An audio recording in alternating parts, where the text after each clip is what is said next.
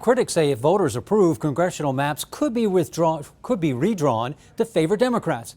But there is a possibility redrawing congressional maps could backfire. And despite the Democratic majority, passage is not yet a slam dunk.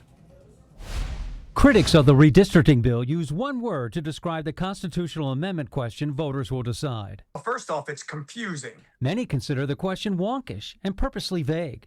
Voters are being asked to decide whether to exempt congressional districts from the wording in the state constitution that requires boundaries to be compact with regard to natural boundaries and jurisdictional lines.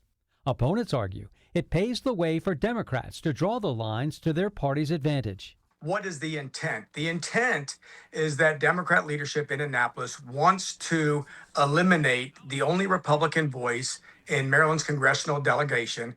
New congressional maps are traditionally redrawn every 10 years following the census.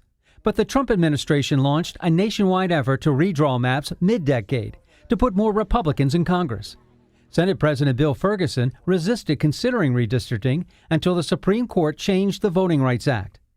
Lieutenant Governor Aruna Miller and an upcoming TV Hill explain why the amendment to the state constitution is necessary. Look, Maryland cannot just sit on the sidelines. We need to be in the ring fighting to make sure our voters' voices are represented. The session is about giving Maryland voters the opportunity to decide and clarify which rules apply when future congressional maps are drawn. Democratic leaders have banned drafting of bills that aren't related to redistricting.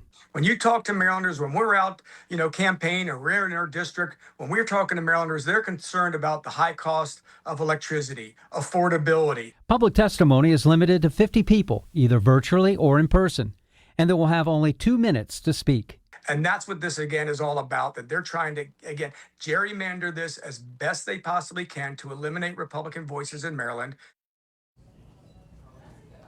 Negotiations are still underway to get enough Democrats on board to pass the bill. Some are concerned their districts could be carved up so much they would lose voters and their job.